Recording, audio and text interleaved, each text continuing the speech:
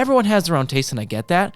But if you only find the absolute dime pieces attractive, it's because you're filling your brain with shit. You're watching too much porn. You're watching too many girls on TikTok and Instagram shaking their ass. Because now your standard for who's good looking is way out of proportion, and it will fuck you up. And the ironic part is, most of these dudes that are saying, meh, she's not cute, meh, she's not cute, are all the same dudes who are virgins and have never been in relationships before. It's not a coincidence. It's not. If you find yourself in this position, and I'm talking to you motherfuckers, if you find yourself in this position where you're a young man and you don't find any women attractive anymore, unless they're the one, you gotta look at what the fuck you're putting in your brain. Mr. Borst, good to be back. Yes, sir. In the room with your cute ass. Yes, sir. Welcome back to episode number 3 of the consistent dual episodes. 4. This may be our new platform. New trend. Yeah, but also, like, the thing that I'm thinking about is, like, who gives a fuck? Like, what? No. Once it turns into like a business, yes, that's its own thing. Yeah. But like, it's just gonna reach more eyeballs. Yeah. Like, it's gonna turn from 30 eyeballs to 60. Like, yeah. 100%. Yeah. Once we're monetizing stuff like that, for sure. Different. But it's it's both of us. Just easier for the time that we're in. And I'm editing it, so like, All right. Deuces, we're going back to the OG mic. Cool. Right. Splendid. Fire. What's up, though, man? So, topic of the day. We had a business meeting before this. It's weird you can call it a business meeting. It is a business meeting. And I was running late, but it was for a good reason. I was on someone needed help, and it was more important, at least I thought it was more important for me to not cut this person short in our phone conversation because he needed my help. And I was like, you know what, if I'm late, because I needed to shower, I was just going to shower and leave. I had time to get my oil changed and then come. Like, I had literally an hour. And I was like, if I'm late, like, it's fine. I was like, I'm just going to shower and go. I was like, but he called me, and I was like, no business meeting is going to take precedent over this right now because he needs me. He needs me. And I was thinking about it. I'm like, yo, looking back in hindsight, I'm going to look back if I'm like, listen, man, like, I would love to help you through this situation, but I have a business meeting to go to. And I'm like, what kind of person does that? Like, what is that about? Anyways, after I got off the phone with him, I texted you. I was like, listen, I might be running late. It's for a good reason, but I'll see you. And then you just said, I don't even know what you said. You said, basically, you're like, all good. Excuse me. You were like, that's fine. You're like, it's all good. You didn't even question what was going on. You had no idea. I didn't even give you context because I was like, I got to shower and go. But I was like, you just didn't even question it at all. I'm sitting there and I'm like, yo, like, this fucking dude, like, you're my boy, man. You're my boy too, man. 100%. Because, like, bro, like, I just feel like looking at the way that most people interact with one another, my normal conditioning is to think that I need to explain myself. I need to explain what I'm doing and why, because most people are going to want to question why I'm running late and if it's a valid reason or not, or, how could you show up late to a business meeting when you knew we were doing, like, it was nothing. And I was like, he trusts me. Like, you trust me. Like, I'm not sitting there fucking twiddling my dick. Yeah. And if I am late because of something stupid, I'm just going to own it. Yeah. And you can trust that too. Yeah. 100%. But our whole relationship, business-wise, personally, everything is just based on the truth. Yeah. And without that, you don't have anything good.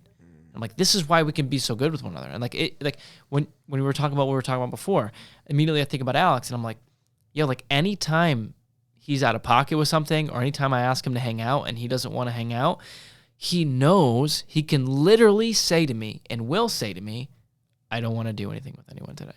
I just don't feel like hanging out with anyone today. Yeah. And that happens all the time. He's introverted. I'm extroverted. So of course it's going to happen. Yeah. He's going to text me plenty of times like, nah, I just don't want to, I don't have the social battery right now. I'm his best friend. Yeah.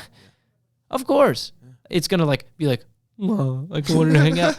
But our relationship is built on the truth and the raw truth. Yeah. And even though he knows sending that text is going to make me feel like, fuck this dude. Like, obviously not. But you get what I'm saying. In the moment, yeah. But like, he feels like he has the space to say it, so he does.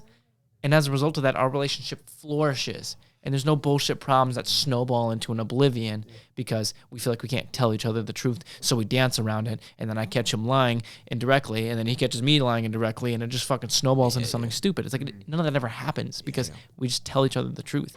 And that's why I thought about that. And I was like, yo, like I'm fucking grateful as fuck to have you, my guy. Like, appreciate that, man. I've been thinking like every single You're time. the same way. Every single time I post something on the gram now, like especially like looking back contextually, like if I'm clipping something up from a podcast, I'm like looking at it, I'm like, yo, motherfucker, like I don't even know what I would do without you in my life, my man.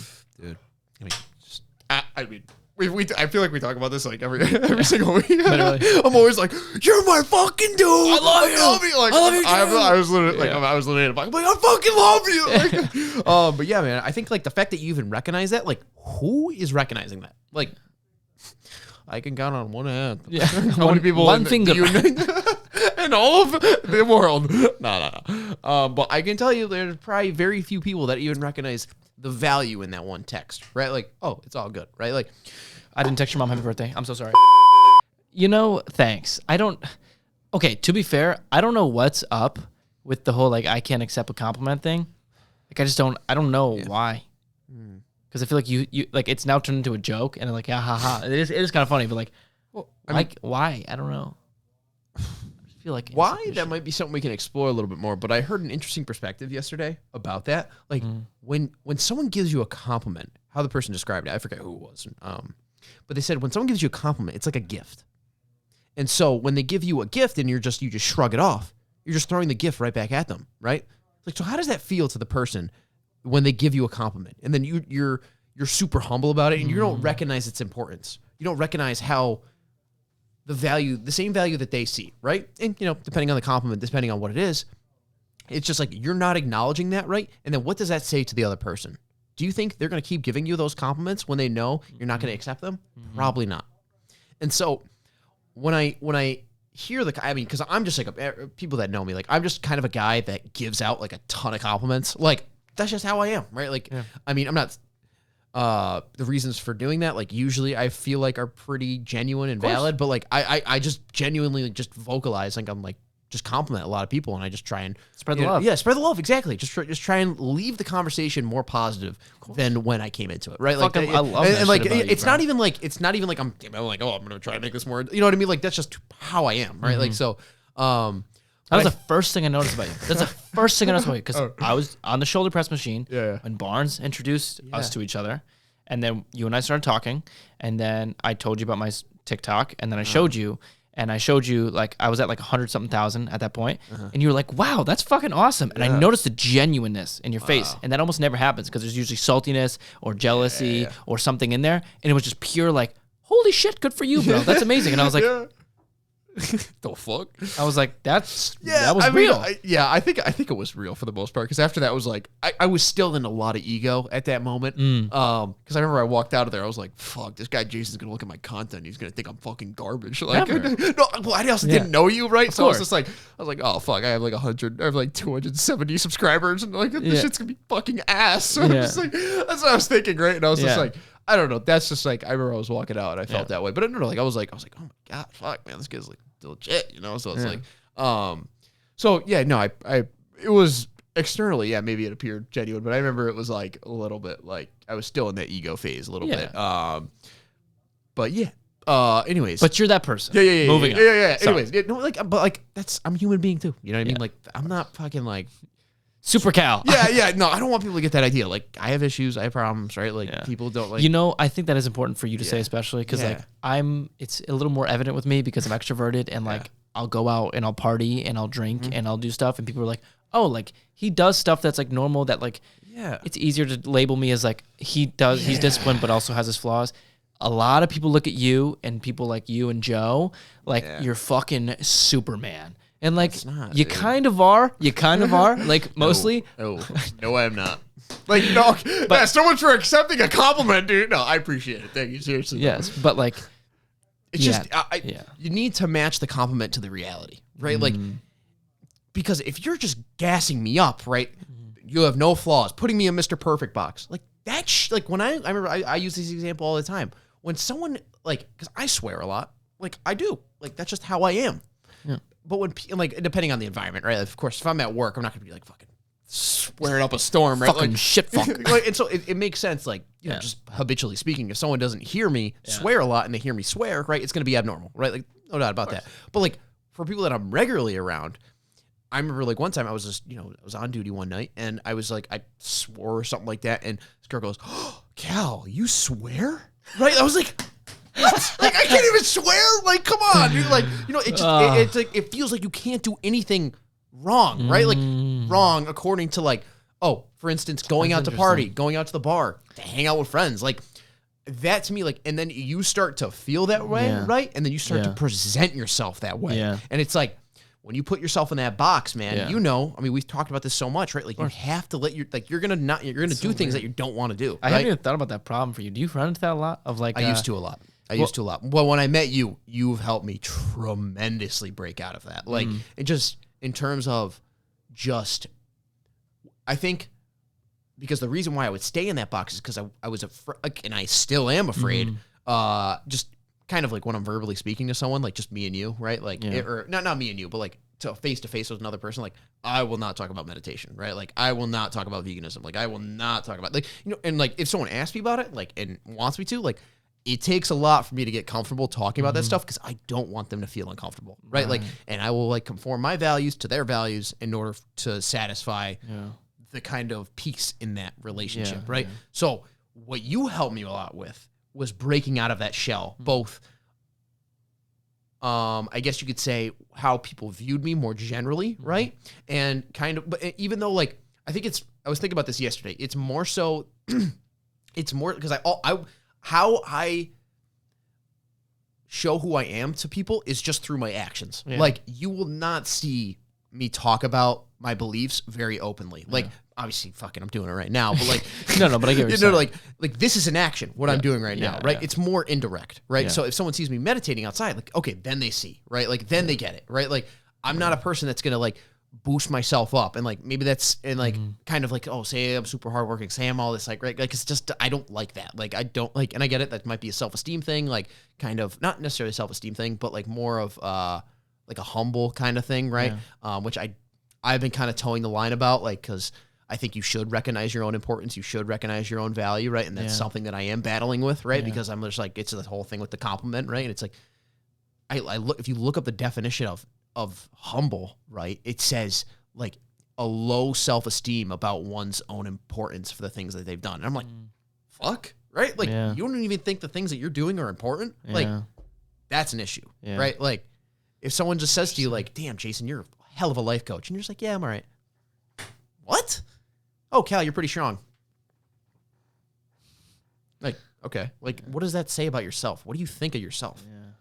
And I don't know. The reason why I'm saying this is because, like, definitely, I'm more and more coming to that realization because I've been stuck in the trap of, especially with social media, and a lot of people know about this issue with me, is kind of getting in that kind of mindset of like, oh, I'm the man. I'm the shit. Right. And then kind of upholding that image, right? I feel like it's hard for me to reconcile the fact that, like, I'm very afraid to let go of this crippling insecurity because I feel like it's going to, I know it contributes a tremendous amount to my success.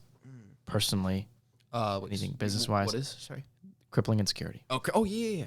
Just because, like, I don't know, like, when I feel like I'm not good enough, it drives me to do more, period. Yeah, dude, fear of insufficiency. I texted you about that. Like, that is my biggest motivator. Right. For sure, dude. For sure. So, like, I don't know. So it's like a part of me doesn't want to work on the fact that I don't know how to accept a compliment or a gift. When you said gift, I was like, I can't. Gifts are hard for me. Yeah. Which, you know, my parents are going to listen to this and be like, that's funny you say that. Because, you know, whatever. Bought you everything you own. Yeah, whatever. That's its own. Yeah. But no, I get what you're saying. Because it's like, because I think with you, like, when it comes to accepting a compliment, right, it's like, why do you think, like, do you have any or do you have, like, no idea why it's hard for you to accept a compliment? Part of me hates the fact that growing up, my ego was so big that I want to play humble. I don't want to come across, I hate being perceived as the piece of shit.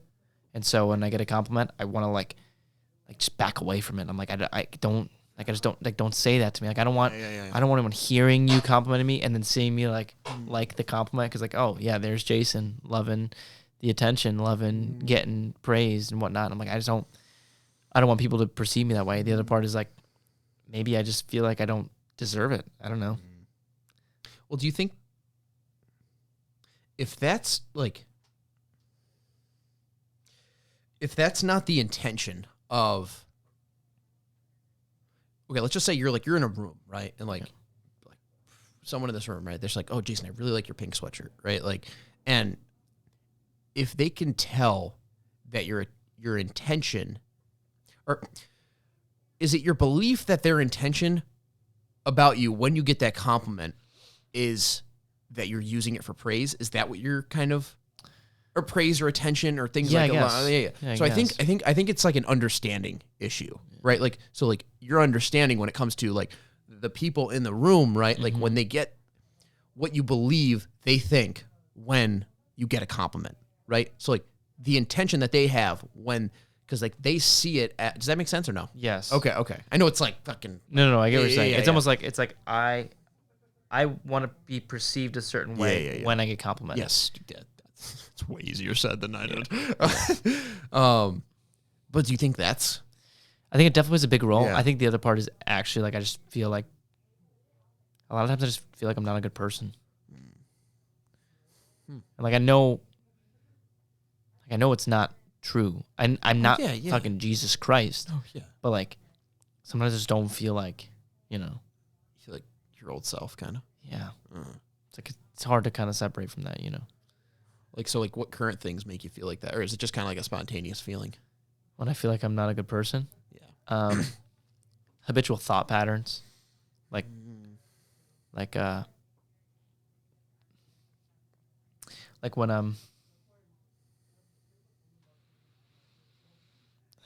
like if I look like I don't want to drop names because I can't. Oh, but like when you talk about somebody that's undisciplined, and then I immediately think about that person is just lazy. You're just lazy.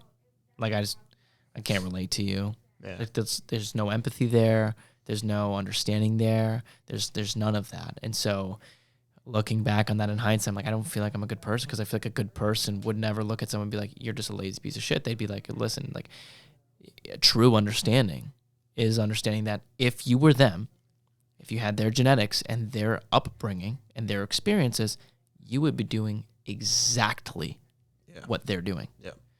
Therefore, if you had true empathy, you would never judge them. Yeah. Because you can't understand someone and judge them at the same time. Yeah. And so when I'm sitting in a perspective where I'm like, you're just a lazy piece of shit, or looking at, so like, here's a good example. Like, this actually happened in the car. Me, you, and Delia were driving back from Chipotle.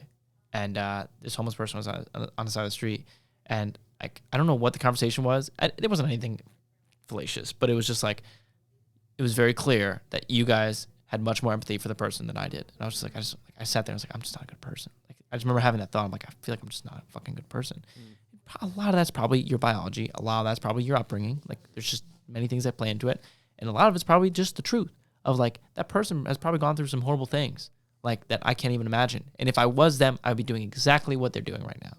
And so then I look at that in hindsight, I'm like, yo, why was my initial thought to be like, if I were in your shoes, I would go knock on 100 doors and try and get a job somewhere. And then, but just, I probably, if I, you know, even if I was fucked up, I could probably land a job somewhere just because of my level of discipline and tenacious drive to just do anything and everything to make life happen.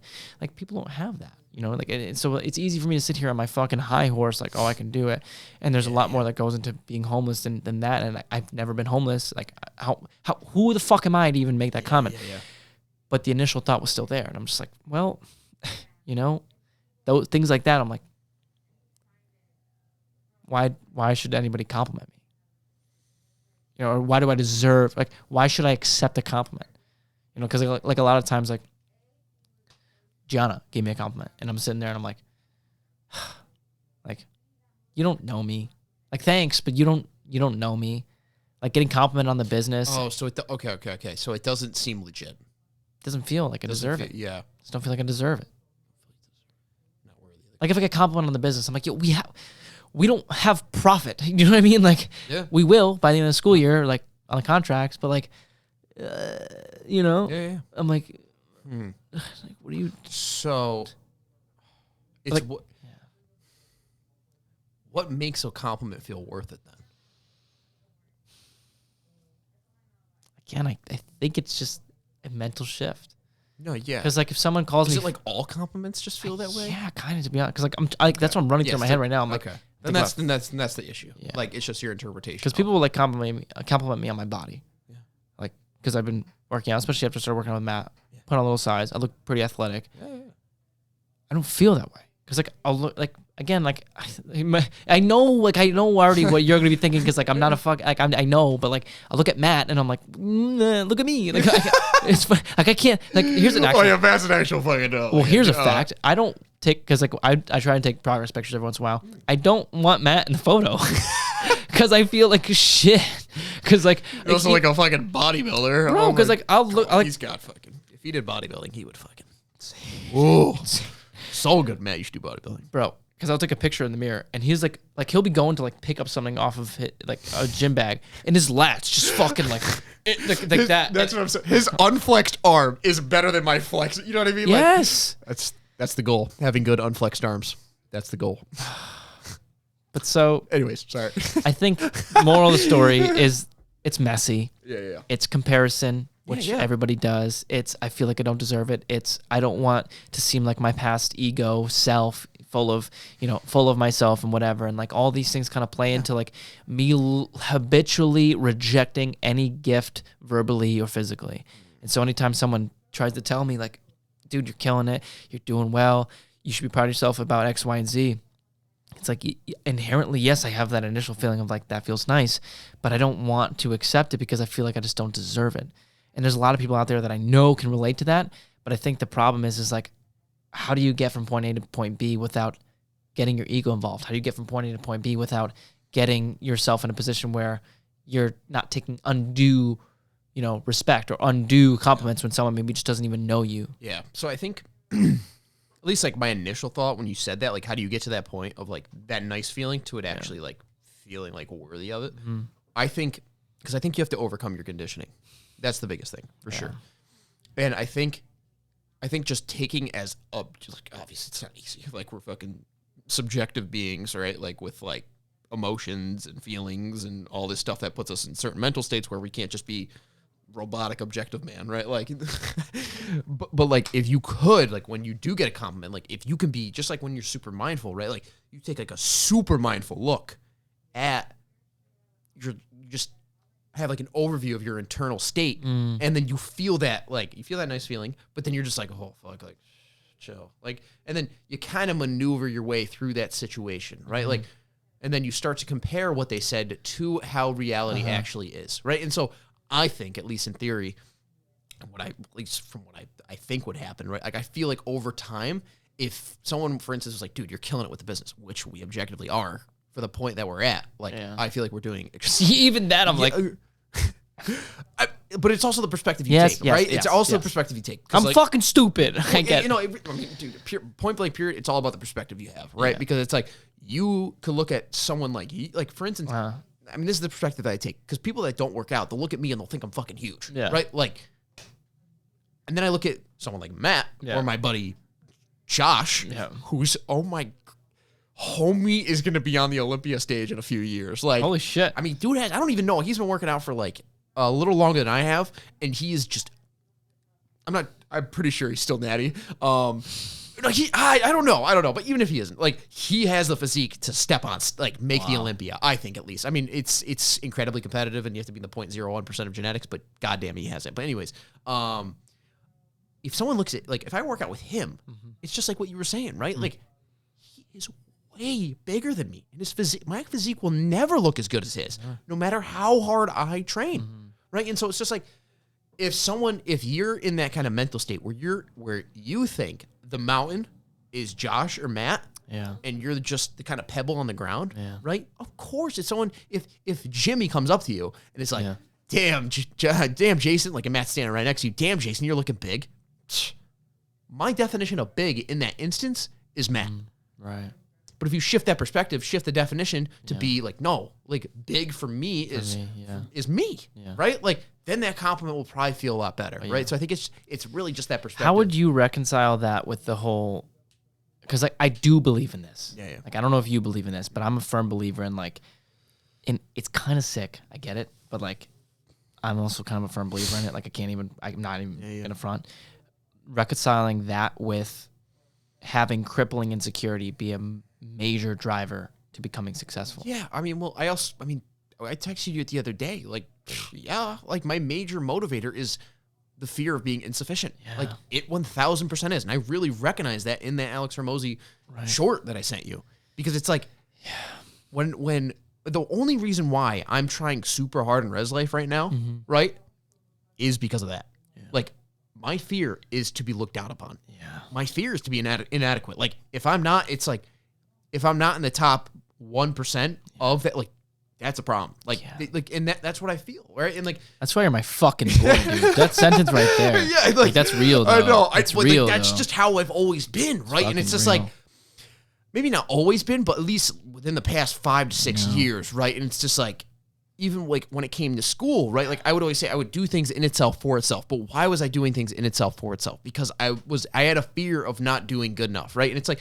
I think Alex Hormozy put it really great. He's like, do people are people going after things because they want to fulfill their potential, or are they doing things because they fear insufficiency? It's the fear. It is the fear. Everything's always the inverse. Oh, like yeah, the same thing with like me being so fucking competitive. Like it doesn't matter where I'm placed. Like I don't have an off switch. Yeah. There's no off switch. Yeah. What am I supposed to do about that? Like remove the light switch from your brain of being competitive and non-competitive, and then you'll be successful. Like, how do I say that? I think you have to have more being in your doing. That's the thing, right? Because you could still do all the things that you're doing, right? But you're super attached to them. That's the problem, right? So like that's the state I'm in, right? Yeah. And when I do things, right, like I don't feel a lot of attachment when it comes to the business, right? Yeah. But I get these like motivating factors of like a fear of insufficiency, right? It's just a feeling, right? Yeah. I'm not like, oh fuck 24/7, right? Like I don't feel that pressure 24/7, right? And it might be different for you, right? Because I feel like you have that pressure, you place that pressure on yourself all the time, right? Bingo! It's always just here. But that's not how things should be, right? It's like a balance. It's like yin and yang, right? It's like you can still... there's a time and place for that fear, right? Because like when you're starting to like, okay, let's just say you have shit to do, right? And then you lay down and then you're like, oh brother, why are we laying down? All right. Like, you know what you should be doing right now. Right. Yeah. But then when that gets you back into place, when you start to edit, when you start to do all these different types of things, that's when you enter that being state, right? It's just like, it's utilizing that fear in the right way as fuel to get you to do the things that you need to do. Yeah. But the question is like, I don't know what I'm supposed to tell you. Like, when you lay down and open up TikTok to scroll through mindlessly, get the voice in your head that's telling you you're a lazy piece of fucking garbage to get your ass up and do the things you know you're supposed to do. How am I supposed to tell you to be that and have that voice? Like, I have nothing to say. Like, it's just willingness there for me. Yeah. I don't know what that is. Like, how am I supposed to tell you? Like, be more upset when you're being inadequate. Like, yeah. Okay, because I don't like, you shouldn't be upset. You should feel upset, right? And like, that's the thing. That's the thing. Like, and I really want to make that distinction because it's like, it's not like you're like flipping over tables and like punching holes in the wall. It's just that feeling that you get in that moment, right? And then that's what kind of pushes you to like start doing those things, right? But I think what might be a problem for you, right? And like maybe I'm wrong about this, and like I even find myself in this too, is like when you're doing things, you bring that pressure with you, right? And so I think, I know this isn't like a parallel to compliments, right? But I think since that has such a weight over you, right? It's impacting you constantly, right? And so you're super attached to it. Not saying you in specific. I'm just saying like in this example, right? Like, I definitely am. Yeah, okay. Like, I don't want to like say anything. Like that resonates too hard. I'm sitting here, I'm like, Yeah. Well, shit. Well, Okay, well, yeah, that's what I'm saying. Like, so you bring that pressure into you, right? And it's like, it's part of who you are, right? And it's just like, it's just when you, at least the way I think about it is, it's just like the more you focus on it, right, the more that you're going to feel it, right? So you have to the best of your abilities, take it out of like your quote unquote conscious awareness. Yeah. And then let that kind of dissipate, right? But like, I understand how you do that, right? Like, there's this thing called an off switch. Just do it. Just do it. But It's not you know what's weird about it? I feel like this is weird about me in so many, like, this comes up in so many ways. Like, where most people feel like they don't like something, like, sickly like the fact that, like, it feels just, like, uncomfortable. I don't know why. I'm like, I love when I'm like, if this happens, like, probably, like, once a week, probably 2 or 3 times a week, probably actually more realistic, where, like, I'll go to post something on Instagram or on TikTok, and immediately it throws you into the reels, and I'll sit there for, like, 10, 20 minutes and, like, scroll. Yeah, I'll do that too. And so I'm like, you're a fucking piece of shit. Yeah. And I know, like, I know I'm talking to myself Literally like happened to shit, me last night, but I'm like, except it was porn. it's crazy to think that first off, over 75% of the internet is porn. Crazy stat. Fucking Jordan Peterson whipped it out. I was like, wow, dude. what? I'm like, granted, I don't know the research on it. I would trust I trust it, and I'm like, oh my God. Anyways, most men could totally relate to you on that. Most men can't relate to you on the fact that they are not refusing to beat their meat, that are not watching porn, that are not sitting there scrolling through TikTok. Like, one of the first things that, like, my friends noticed about me once I started making my life better was, like, they couldn't send me, you know, bitches on TikTok anymore. Not that I'm like, fuck, like, bro, like, obviously I'm fucking, like, I'm a horny dude, and I fucking had my mistakes of fucking. Yep. But that was one of the big things for me. Was like, I'm not idolizing women like that anymore. Like, I love women, but I'm no more like, yes. And I'm not, God, I don't want to come. Generally. I'm not talking on my fucking high horse here. No, Like, no, yeah. I have plenty of faults. And if you're listening to this and you know me, you're going to be like, Jason and I have conversations all the time. Yeah, all All the fucking time. All the time. All the time. All the time. Where All we the time. put women on a pedestal, you know? So All I'm we're saying not is, like, innocent. Yes. You're very guilty. But it's more of just like, I'm choosing not to consume content of women shaking their ass anymore. Yes. Because it is so bad for you. And I will say this as a PSA for all young men. If you find yourself in a position where you, as an average dude who doesn't make hundreds of millions of dollars, who isn't a 6'5" fucking model, and is just like everybody else, which is normal and totally fine, but you find yourself in a position where, Jesus Christ, why am I bouncing around everywhere? Sorry, I'm just... What? If you're a young man and you find yourself in a position where you're not finding women attractive anymore, stop watching porn. Yeah, absolutely, bro. Stop scrolling on TikTok. Stop scrolling on Instagram Reels and looking at bitch after bitch after bitch. It's awful for your brain. Because dude, I cannot tell you how many dudes I've run into that are always like, she's not attractive. She's not attractive. She's not attractive. Everyone has their own taste, and I get that.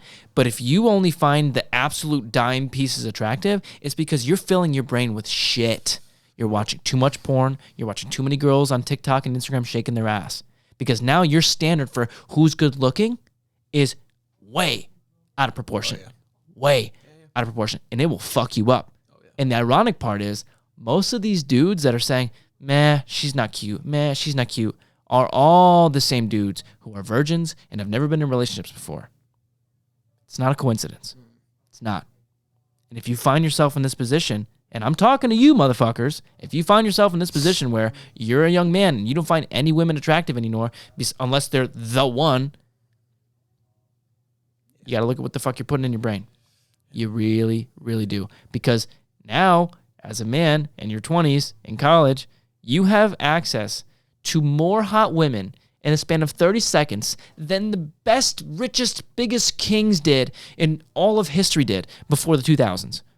You have more access to that many hot women. You have more access than Genghis Khan did, who fucking procreated half of China, just at your fingertips. It's dangerous. And if you don't treat it that way, you're going to fuck yourself up. And you're going to settle for relationships with girls that are only hot, that are toxic. Like, there's so many problems that we get into. I know we have to wrap the shit up, but I'm just saying, like, if you're a young man, get off the shit. Get off the sauce, Chief. Dude, 100%. So, yeah, just a PSA. But